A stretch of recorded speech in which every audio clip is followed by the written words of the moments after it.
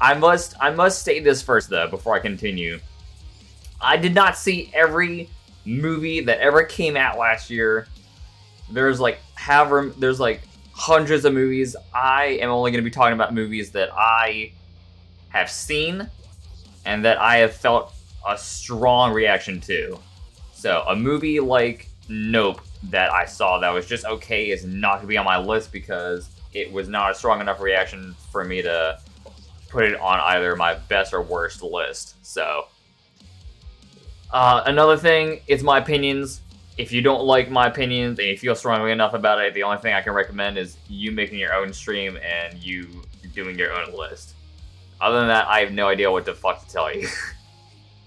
So I feel like, unless I'm missing anything else, those are going to be kind of the ground rules I have. I'm going to start off with the honorable mentions, and then we are going to proceed with the list.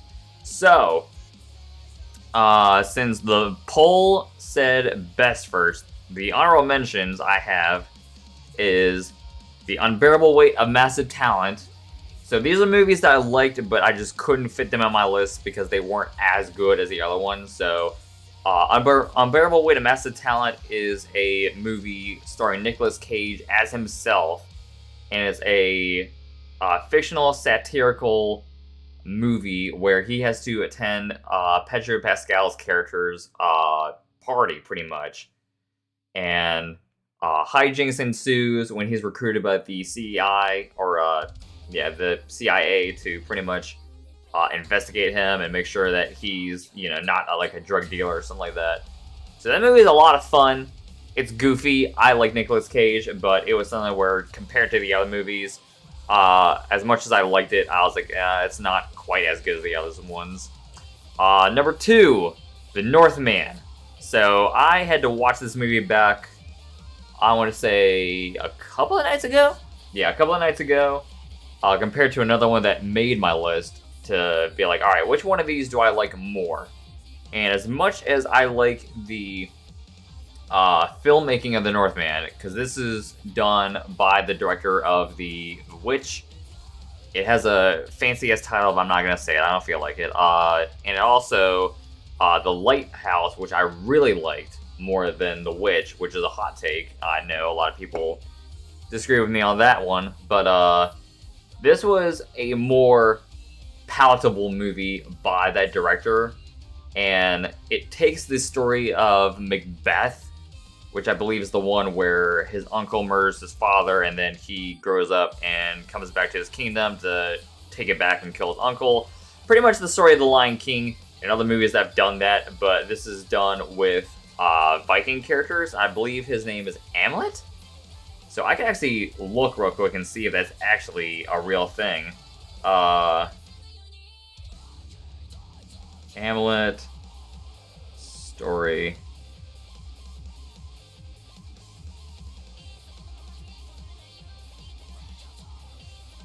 Hamlet Viking story. The tragedy of Hamlet.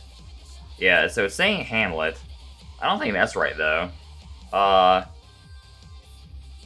The Northman. Amleth. That's it. Okay, so I got that dude's wrong. I got that dude's name wrong, so hold on. This is all part of my discussion, so... Amleth is a figure in a medieval Scandinavian legend. Okay, so Amleth pretty much predates the Macbeth story. So, all the people who were saying that, like, it ripped it off, it's like, no, this actually... Amleth was actually first. Like, it predated it by, like, thousands of years. Yeah, it's a direct inspiration of the character of Prince Hamlet. So, yeah, Hamlet's pretty much what it's based off. So, yeah. Amleth came first, and then Hamlet. So, it's pretty much this is pretty much like the, what's the word I'm looking for? This is pretty much, I don't know, I lost it. I can't think of it, whatever. But yeah, it's the story Amleth done on the big screen, and as much as I liked it, as much as I like the actors and stuff in it, it's just something where I rate movies based off my rewatchability. And it's a movie where I'm like, as much as I like it, as much as I can appreciate the filmmaking, I'm just not gonna watch it as much as these other movies. So that's another honorable mention. Oh, that's YouTube. Never mind. Chippendale Rescue Rangers. This was a movie that came out of nowhere, and this was one where I saw the Ugly Sonic stuff, and I was like, I've gotta watch this. I've gotta watch this. And I ended up streaming it with the Chippendale, hell yeah. So yeah, this is a movie where I streamed it with the boys on Discord because we do these movie watch parties pretty much. And this is one where I had a really good fucking time with it. Like, it surprised me how much I liked this movie. And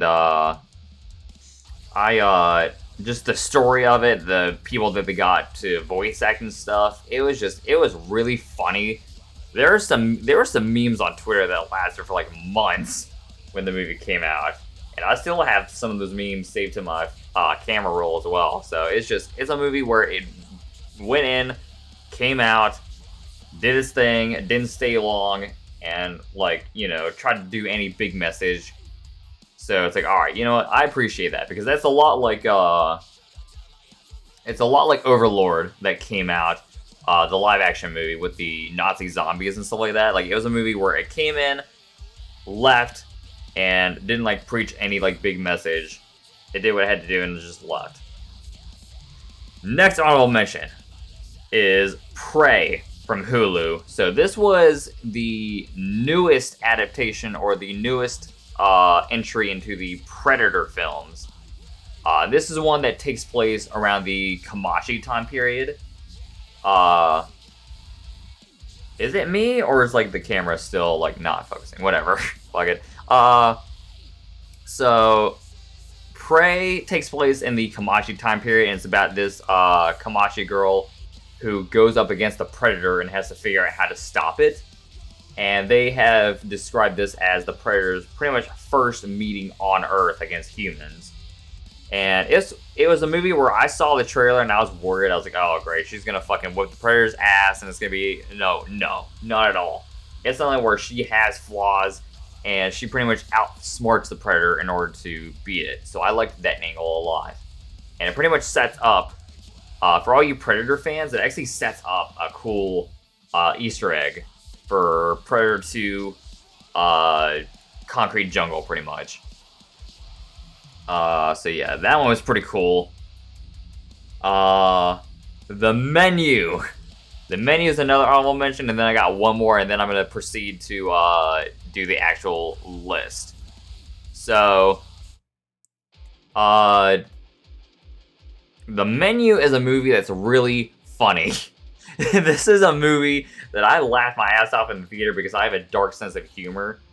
And the basic premise of it is Anya Taylor-Joy's character is... Yo! Oh wait, that's a Nightbot. What the hell?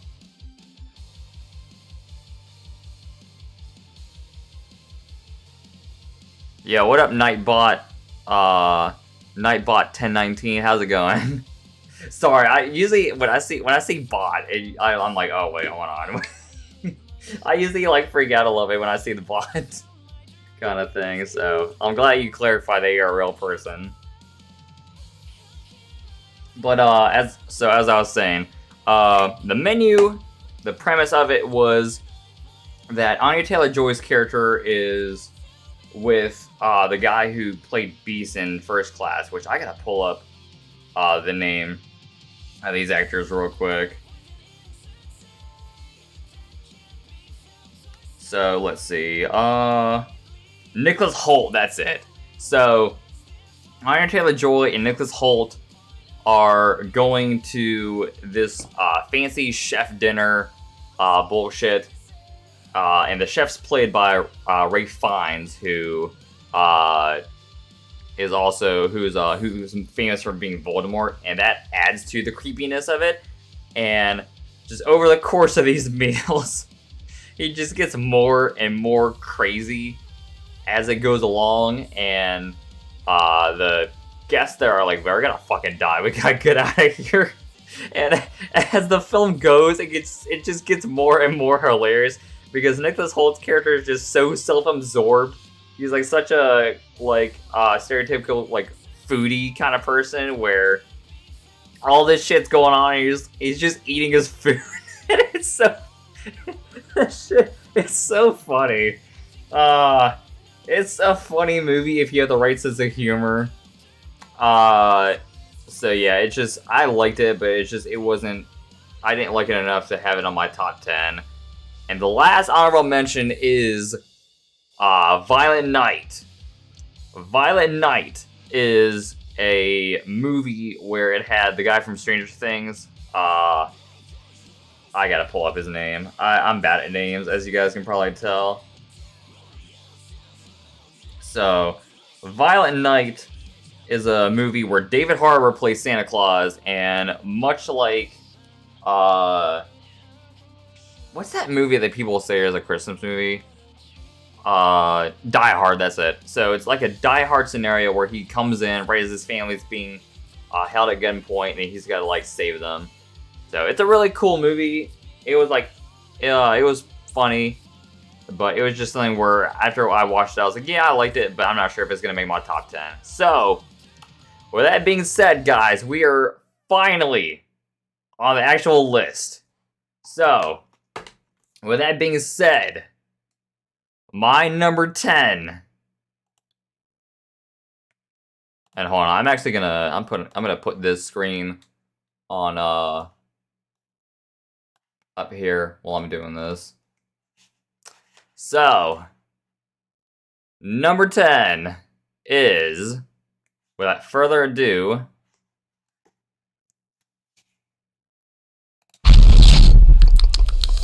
I am Puss in Boots. Holy Nicholas. Hey, Giant! You wanna see something cool?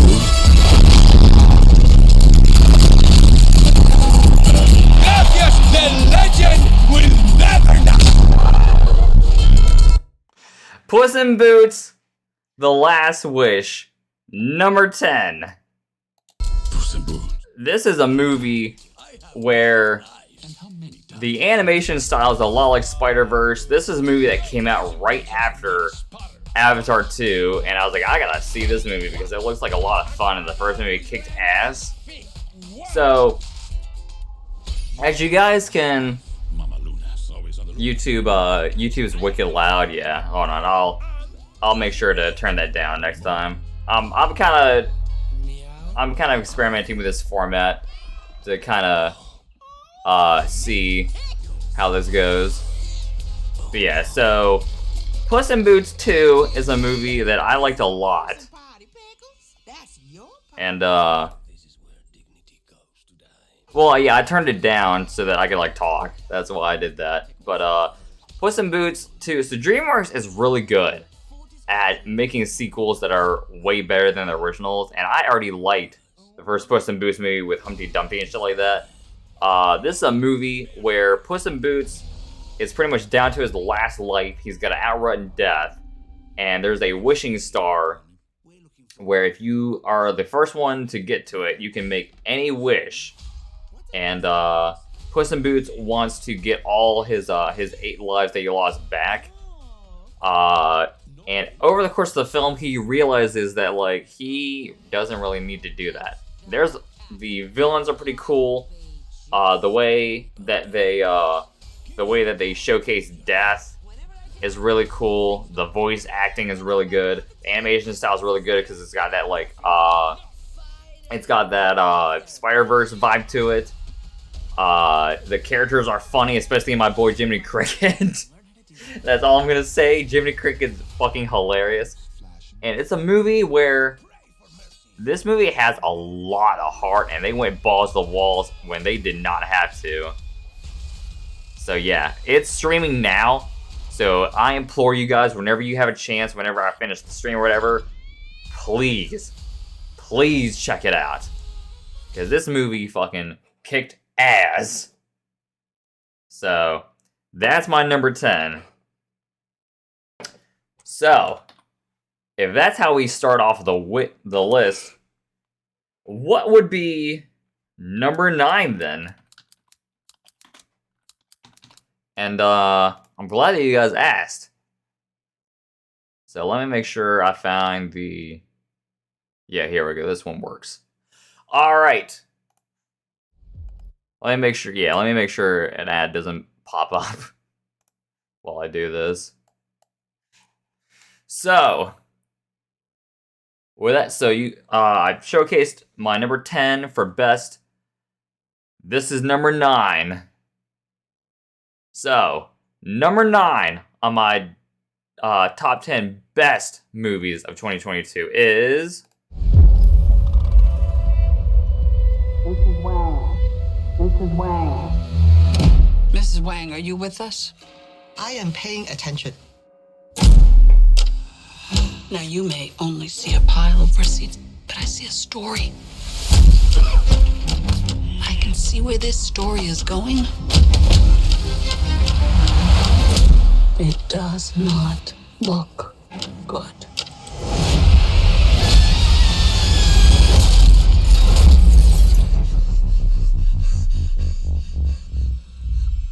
What's happening? Everything, Everywhere, All at Once is my number 9. In a year dominated by multiverse films, this is a movie that finally got the concept right. So let me turn this down a little bit more. So as you can see, this film is just visually all over the place. It's a very chaotic style, but it works to its benefit. The movie's funny. It's scary, it's action-packed, it's everything that you want it to be. It also has a lot of heart. That's the thing that's surprising about this movie. With as crazy as it is, this movie has a lot of heart because at the end of the day, it's a family drama where the main villain is chaos itself. Chaos in our life, chaos in relationships. Chaos is the main antagonist. And this is a movie where this woman owns the laundromat, and her family are getting audited, and her relationship with her daughter is pretty much just fucked. And throughout this whole thing, she has to learn to just live her life as best as she can. This is a movie where I saw it in the theaters, and I was blown away. I heard a lot of good things about it. I left Doctor Strange 2 being like really bummed out because I feel like they didn't explore the multiverse concept as well.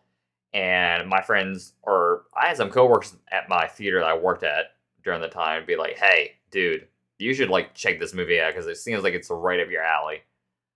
This is a movie that's not meant for everyone, but I walked out of it being like, "Holy shit, this movie rules." Michelle Yeoh just is amazing as the main character. I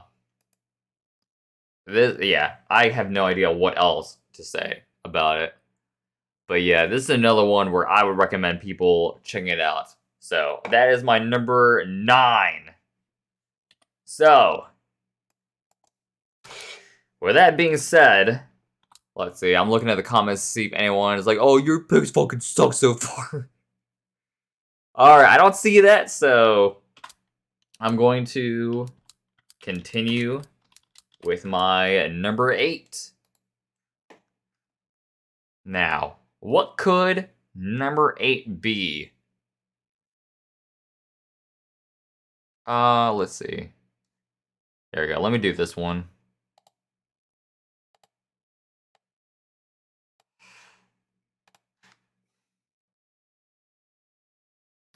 Yep, alright, yeah, this trailer works.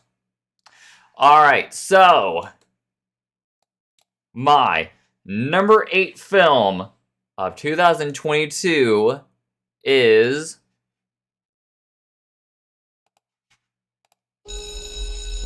I'll be home in the morning. Where you going? I'm staying over at Susie's tonight. What's new? The flyer. The papers call him the grabber. I wish you wouldn't call him that. You don't actually believe that story, do you? Because he can't hear you, and he doesn't really take kids that safe.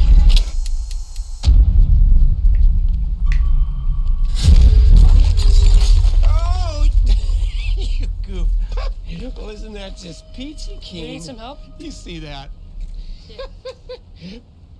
Would you hand me my hat? Yes, sir. I am a part-time magician. Are those black balloons in there? Would you like to see a magic trick? The Black Phone is my number 8. This, you want to talk about movies that came out of nowhere? Blumhouse is really good at doing these kind of like low budget, coming out of nowhere kind of horror thrillers. This is a movie where, as you can tell from the trailer, Finney, played by Mason Thames, I think is how you say it, is captured by the Grabber, played by Ethan Hawke, where, as you can see, he has like all these creepy looking masks and stuff like that. And as you're about to see in the trailer, while he's being captured, he is able to talk to the spirits of the Grabber's past victims through the Black Phone.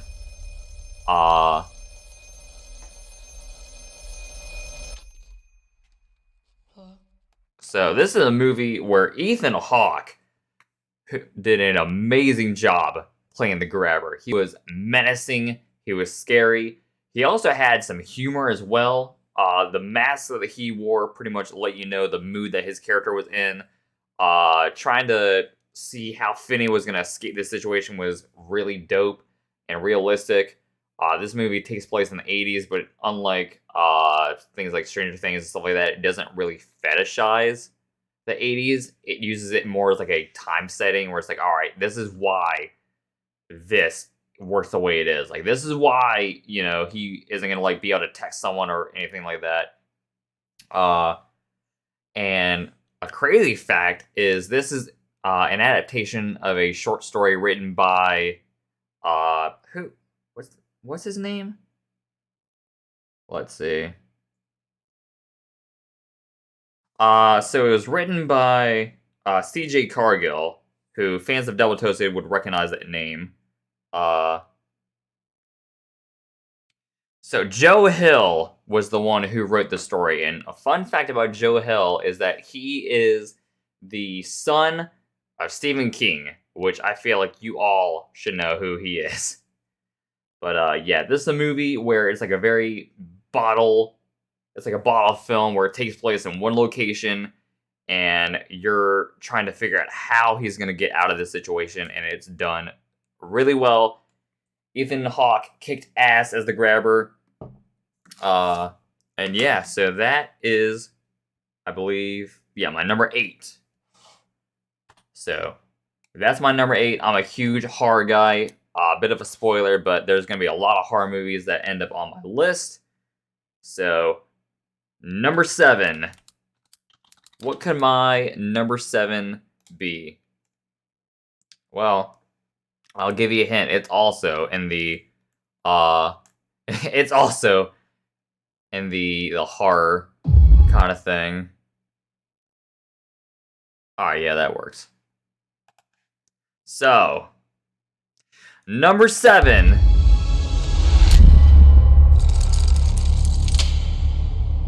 Beautiful, isn't it? It's really nice. You can hold it. What is it? It's a puzzle. And it's almost finished. Keep going. So if I solve it, do I get a prize? I do. I do.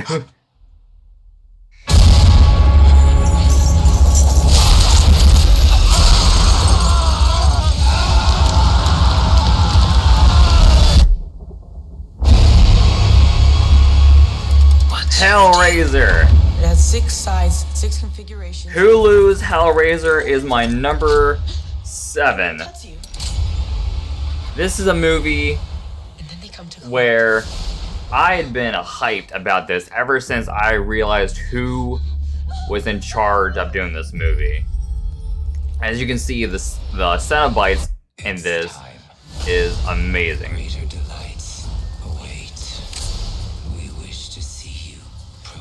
So, hold on, let me turn it down a little bit more. So, I'm going to be honest and say that Hellraiser is not a franchise that I'm the biggest fan of. I feel like there's some cool concepts with it, but most of the time, the franchise is admittedly hit or miss. Like, people love the first 2 movies, and then after that, they're like, oh, it's dog shit. But the guy who directed and the writers of The Night House, which, let me pull that up because that's important. So, which, The Night House was a movie that I loved. So, this was back in 2020. Directed by David Bruckner, and it was the screenplay by him, Ben Collins, and Luke Pitt. I'm not gonna be able to say that name. Never mind. Fuck it.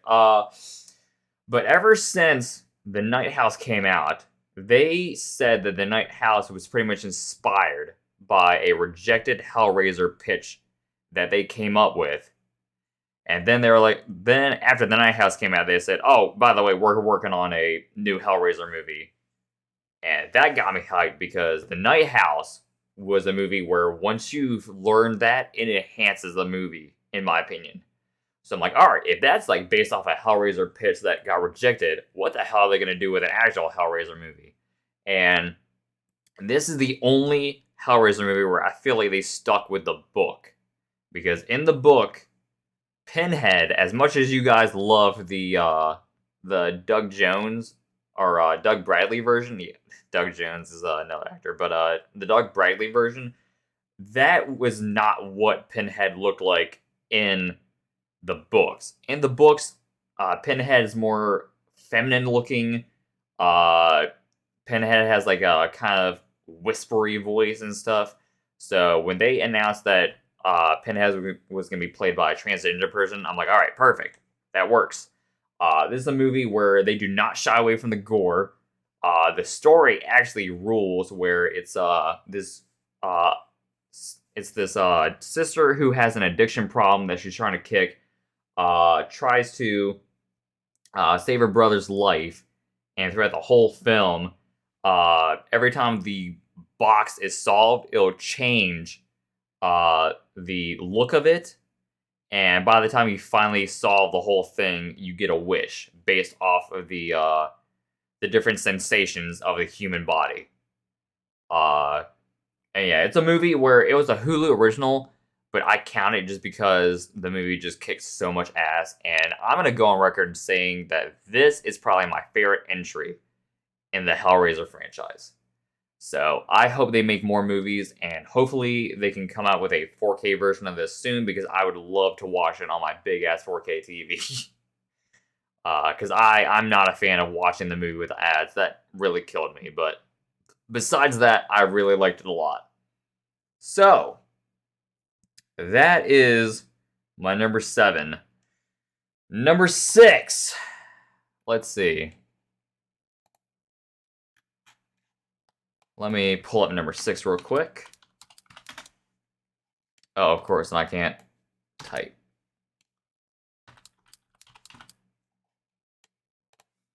Let's see here. I want to...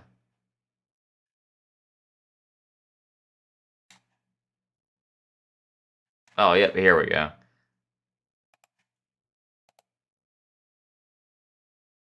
Oh, wait, no, hold on, it switched trailer. Alright, so... Number 6. What is it you like to talk about? My patient. Hi. I know you're nervous. I just want to have a chat. I'm seeing something no one else can see except for me. It's smiling at me. Oh my God!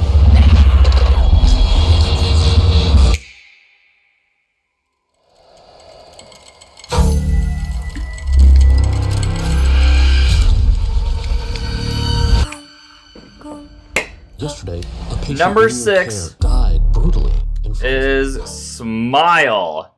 Now, I'm going to be honest and tell you guys, when I first saw this trailer, I thought this looked like shit. This is a movie where I saw the trailer and I was like, oh, great. Fucking Truth or Dare Part 2. fucking Christ. But this is a movie where when it came out, I heard a lot of surprisingly good reviews where people were like, nah, this shit actually kicks ass. Like, this movie works in a psychological way. All the stuff in the trailer is just like whatever, but the movie is actually way deeper than you think. And also, as you can see, it has my man Kyle Gallner, who... I'm gonna actually turn this down as I switch over to myself. So, Kyle Gallner, you guys might not know the name, but have you seen Jennifer's Body, Nightmare on Elm Street, the 2010 remake, and he's been in a lot of movies, but he's a Scream King. This is a movie that I'm gonna tell you guys how I first saw this movie. So, I bought my ticket the Friday it came out after I heard some good reviews. And I was like, you know what's going to be funny is if I, like, pop an edible as I watch this. And I saw this, the biggest screen they had, the RPX Theater. And it truly heightened my experience with the film. So, I ended up walking out of the movie and I was like, wow, this shit kicks ass.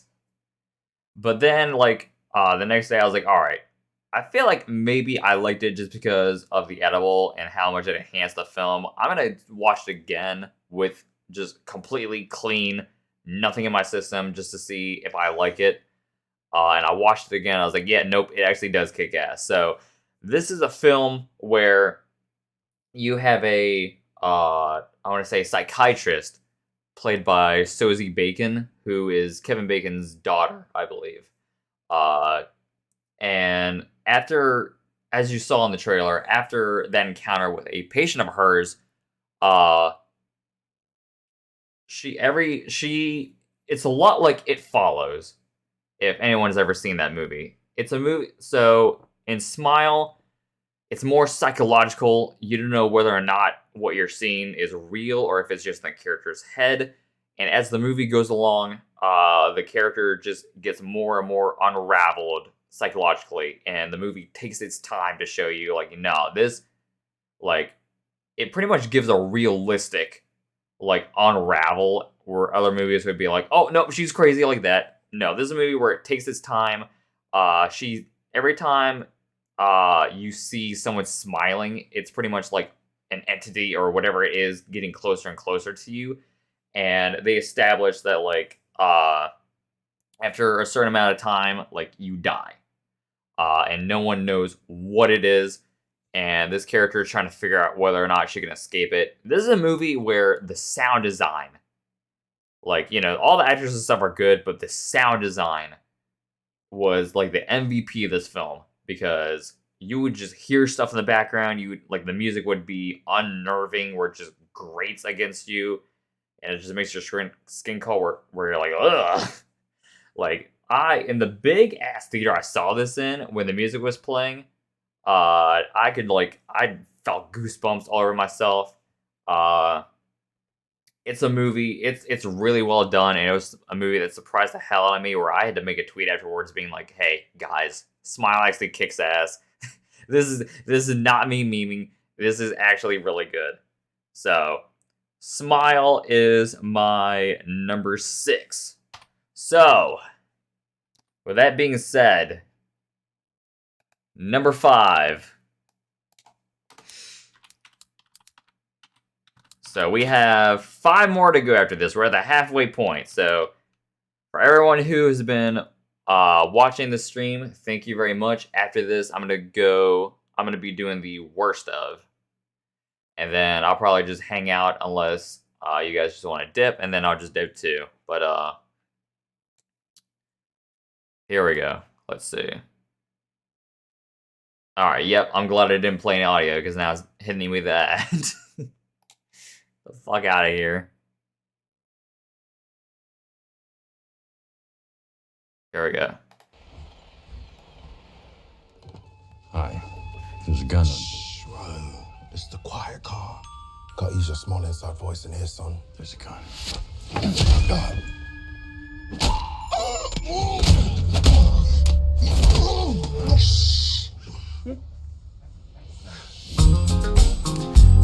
Alright, number 5 is Bullet Train. This is a movie where when I saw this trailer, I was like, alright, I gotta watch this. This shit looks hilarious.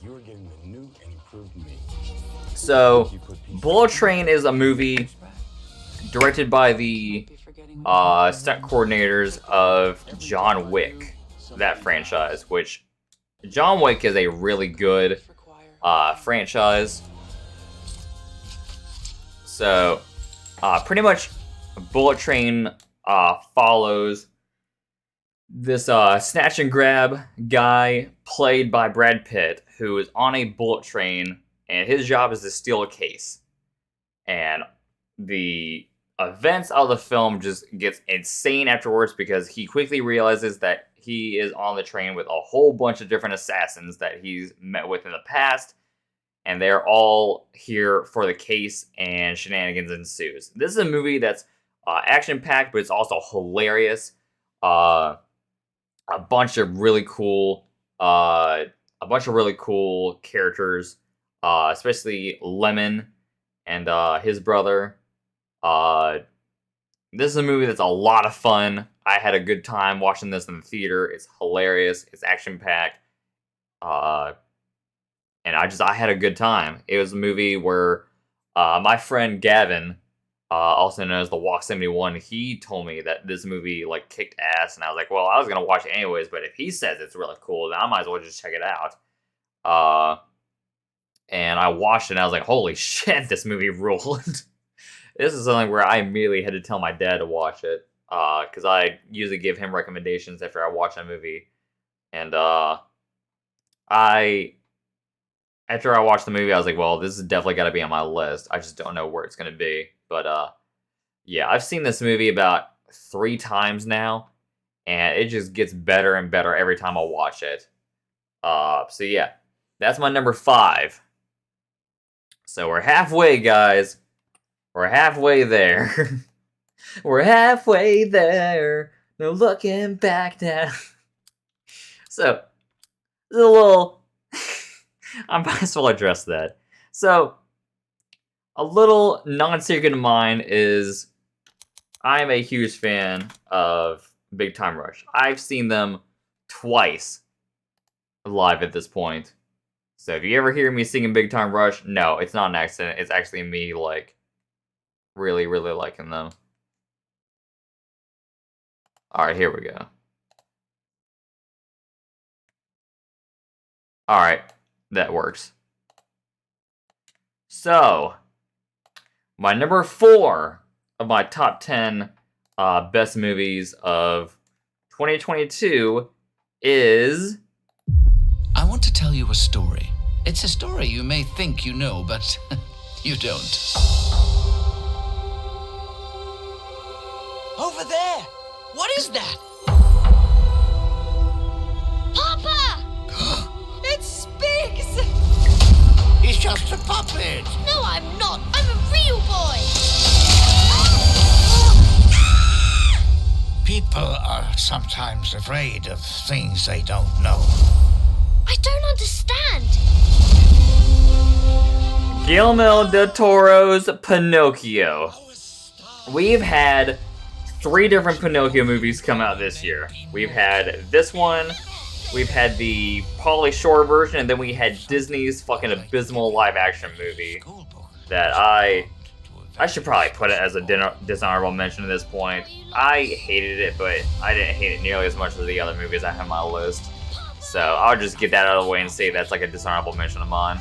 But I knew as soon as it was announced that Guillermo del Toro was working on this film, I was like, oh, this is going to be the best one out of the ones that we had. Because as I've told people, Guillermo del Toro is really good at taking these dark stories, these dark aspects, and humanizing them. Like, he did that with Pan's Labyrinth. And this is a movie where I was like, yeah, the story of Pinocchio is dark, it's weird. This is, like, definitely in Del Toro's wheelhouse. And what I liked was they added some stuff to the story. Like, every time Pinocchio dies, he comes back, but there's like there's an hourglass where every time he dies, it takes longer for him to come back. And this is as y'all could tell, this was done in a really interesting stop motion format that worked with a film. And I watched the behind the scenes featurette that Netflix put out, and I was like, wow, the work they put in this movie is awesome. Like, this shit kicked ass. Yeah,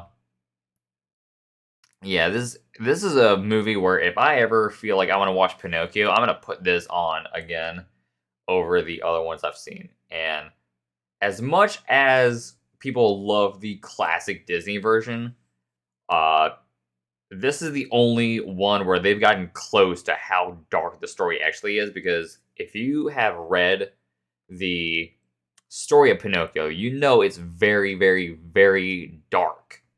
Like, there is a ending that they had where it was so dark that the publisher who did it told the author, he's like, hey, you gotta, like, change this a little bit, or, like, at least make it, like, where after that happens, you do something else to offset it.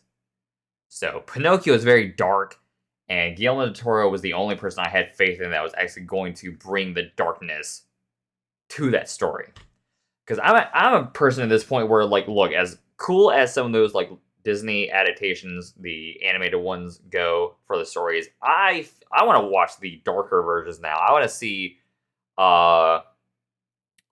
see the direct adaptations from these stories from the Grimm's brother versions. Because at this point, I'm over the whole child-friendly sanitized version. I want to see the dark, fucked up version of these stories, and this is as close as we've gotten with Pinocchio. So that's number 4. So now we're on the top 3.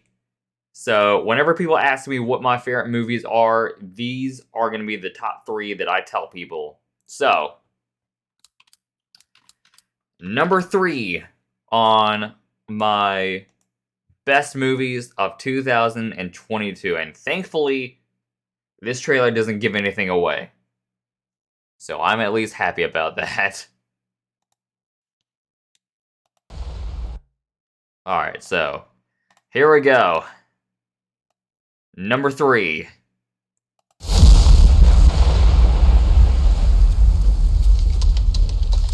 Oh, you've got to be kidding me. Yeah. This is 476 Barbary, right? Yeah, I'm renting this place. No, I booked it a month ago. Are you sure you have the right place? Yeah. What am I supposed to do? Why don't you come inside and we'll call these idiots.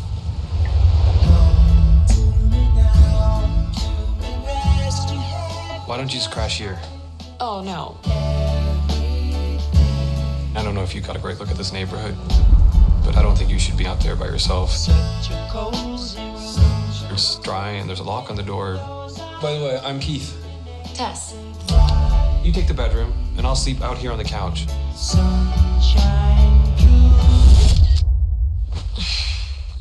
God.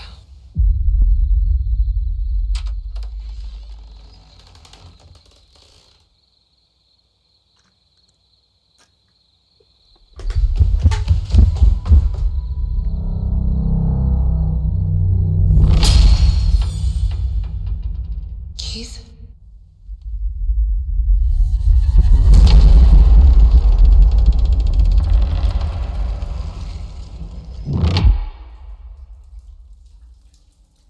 Yeah, I'm just gonna let this whole trailer play before I talk about it, because this trailer's done so well.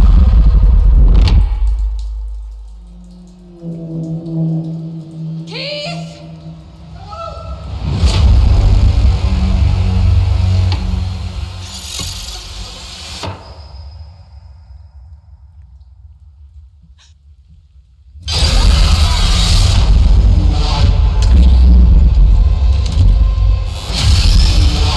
This process might seem overwhelming.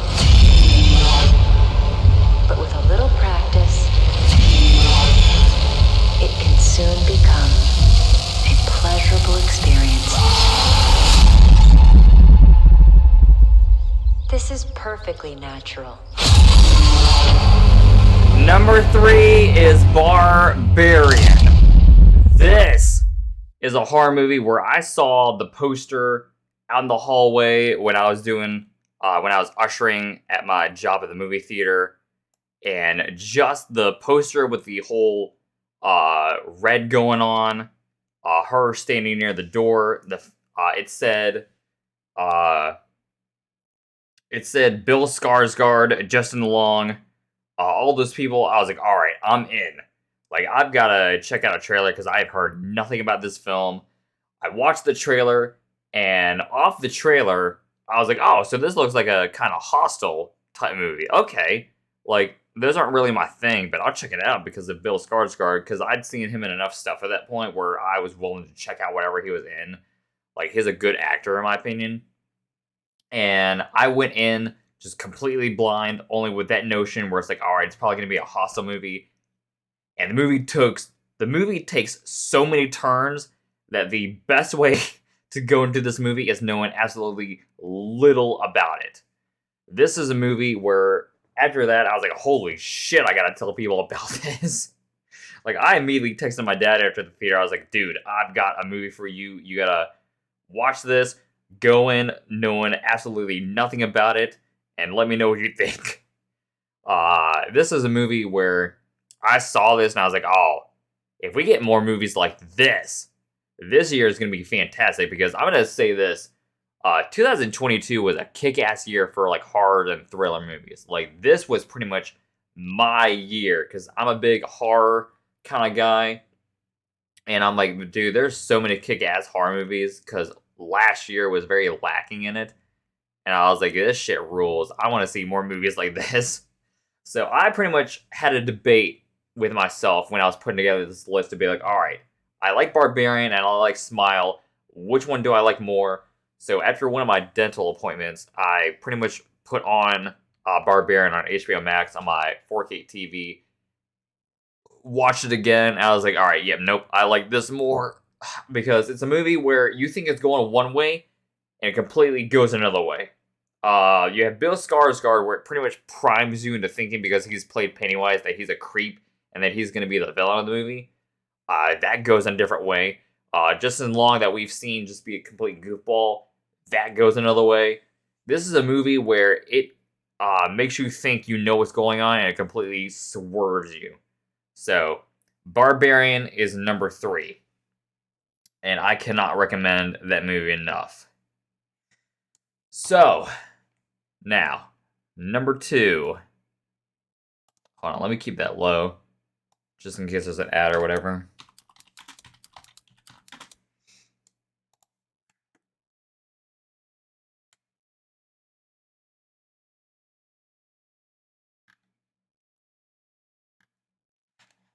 Let's see.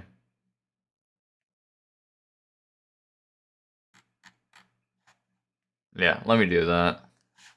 Alright, so, number 2. Number 2 on my best of list. These rules can feel Hold on. I know these rules can feel constraining, but remember, the point of this course is to learn how to write clearly and persuasively. Think about that. Think about the truth of your argument. You're an amazing person, Ellie. I couldn't ask for a more incredible daughter. Are you actually trying to parent me right now? Who would want me to be a part of their life? You don't stay in touch with Mom?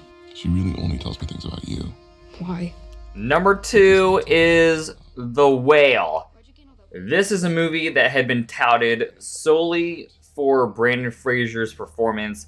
This was a guy who was pretty much out of the spotlight for a long time in Hollywood.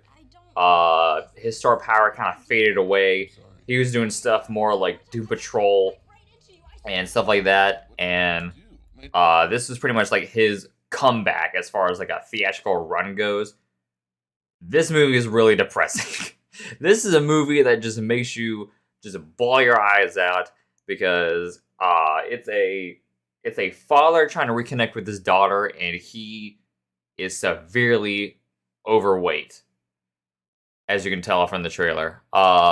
This is a movie where he is pretty much dead set on killing himself because his life has just gone to shit, and he wants to make sure that he wants to reconnect with his daughter to make sure that she's actually going to live a good life without him. And this is a movie where Brandon Fraser just act his ass off. Everyone else held their own weight, but he was pretty much the star of the movie. And it's a movie where you leave feeling icky, you leave feeling disgusted, but you're like, wow, Brandon Fraser fucking gave his all for that. And I'm hoping this is pretty much the start of him making a comeback in his career. I'm hoping to see him in more theatrical releases.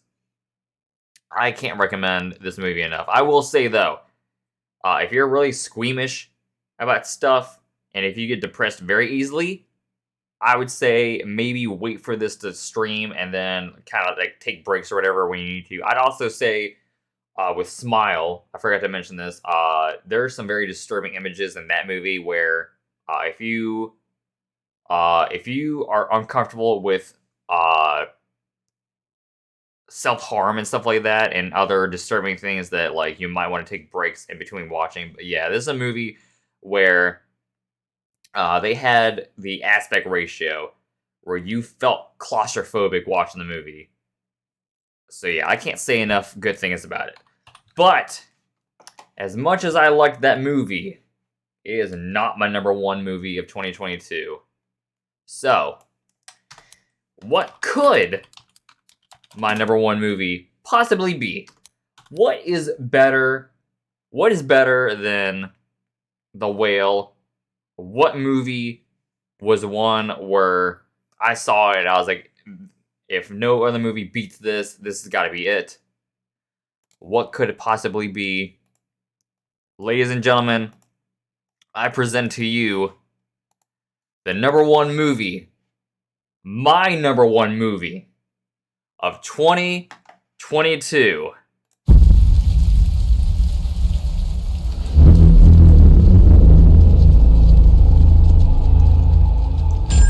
Police! Hands up! Stay still! Get out of here!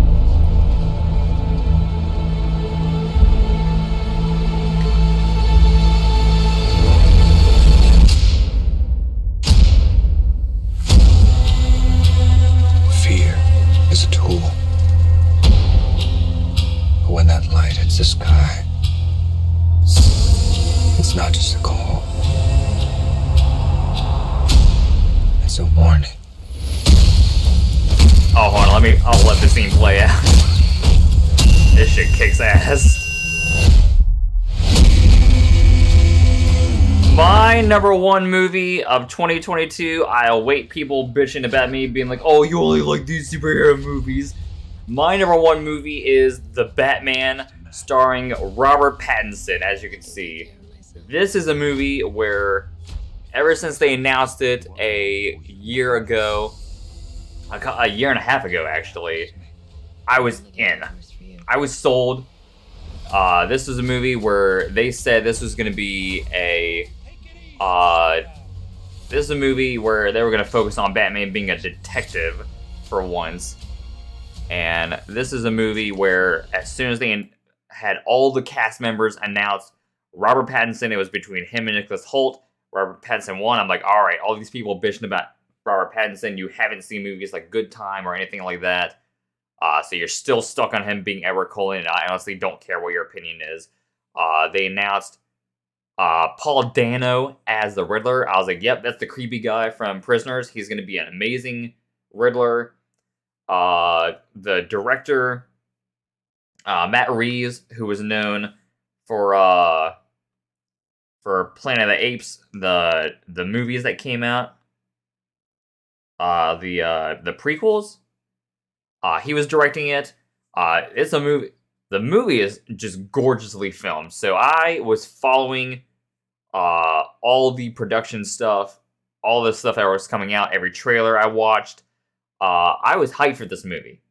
And then COVID happened, and they're like, oh, we got to push this back. And I was like, fuck.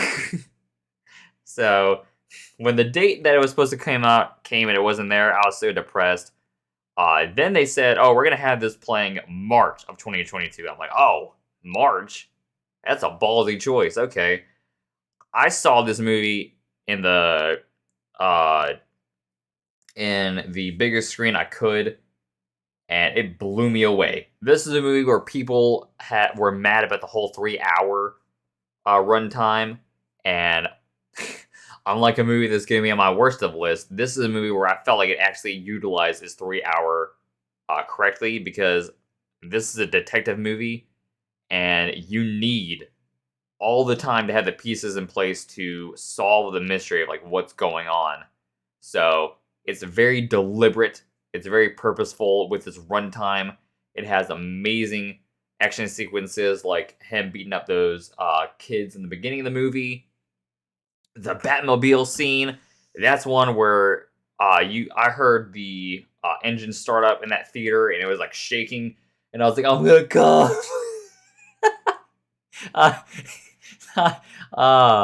This is a movie where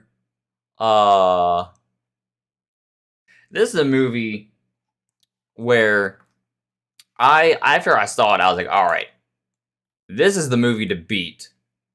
This is the movie where if it gets beaten, it's gonna be a miracle. So I usually have these type of films. So like one time I had Fate Stay Night, Heaven's Feel 2 as my thing, and then no movie beat that. I'm like, all right, that's it. But this is a movie where I love it so much because of how it's filmed and the approach they take, because we've seen so many Batman movies, and I love Batman, but it's something where we'd seen it so much of it, and this is a movie where it's his second year in. He doesn't know what he's doing, so the stakes are higher because he doesn't really have a full grasp of what's going on. So if it was Christian Bale's Batman, the movie would have been done in like 10 minutes. But because Robert Pattinson's Batman has only been doing this for 2 years, he doesn't have the Bruce Wayne persona yet. It's more engaging because you see that he doesn't know what he's doing, and he's learning as he's going. So by the end of the movie, and this is the first of 3 movies and some spin-off stuff on HBO Max, as the movie's going, he is completely changed, and I'm excited to see where they take this in the next 2 movies and the Penguin spin-off show that they're supposed to have. Oh, by the way, if the makeup department doesn't win an Oscar for that Penguin makeup they did for Colin Farrell, then the Oscars can go fuck themselves. Because that show is awesome. So, that is my best movies of 2022. So, let me get you all's thoughts so far. Is anyone mad at any of my selections? Anyone being like, oh, what the fuck? You did that as your best? That shit sucks.